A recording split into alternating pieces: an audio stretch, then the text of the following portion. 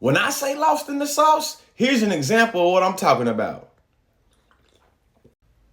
As one of the faculty historians, there's a handful of us that are actually doctors of history at the War College at the time, and gave many tours, hundreds of tours of the battlefield, which is just 40 minutes south of War College. And like I said, it's around the corner from my house here.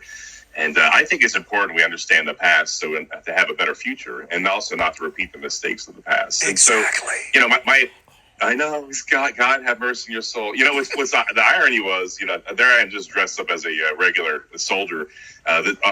All the leaders of the Confederacy were Democrats. All the slaveholders, which made up a very small proportion of the Confederate Army, were slaveholders that were Democrats. And the founders of the KKK were the Democrats. Those who perpetuated Jim Crow laws and segregation were Democrats. You see that there's a problem here. The Republican Party, of course, was.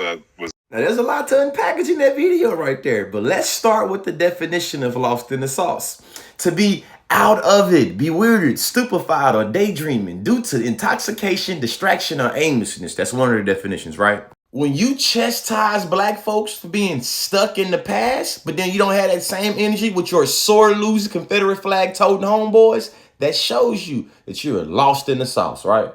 And the fact that the conservative party has co-opted symbols of the Confederacy, and now they always create a whataboutism by saying, well, the Confederates were Democrats. It's not the whataboutism gotcha moment y'all think it is. These folks be drowning in American exceptionalism. I'm talking about drowning like the sunken place. Now, any smart person can recognize that the Confederacy is structured in opposition to America, American values, and all that there, right? So what does it mean to weaponize anti-American against your opposition and then run around in Confederacy uniforms as if it's not anti-American? No. Think about it.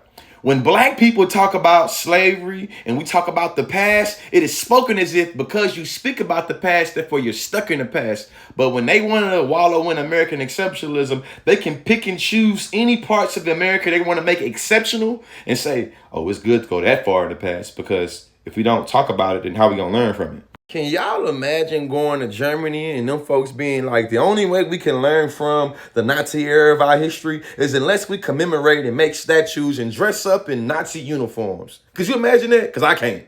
And then to everybody watching this, can y'all stop bastardizing the word woke, the concept of being woke? Can y'all let it go? These folks is just dry trying to take a term that was created in the black community to uplift and empower, talking about awareness and consciousness, and they just trying to flip it to some pathological bad stuff. Conservative contradictions is claiming up and down you for the police and Blue Lives Matter and always taking symbolisms of policing as being good until we start talking about being woke. Then all of a sudden, woke police and policing is bad, huh? That's funny to me. What's even more funny is the whole concept of woke police is really some funny gaslight nonsense. These guys claim they don't like the police, but they're being the woke police. In conclusion, though, the dude at the beginning of the video was so lost in the sauce of bipartisanship politics, he wouldn't recognize a structural critique of America if it bit him in his butt side.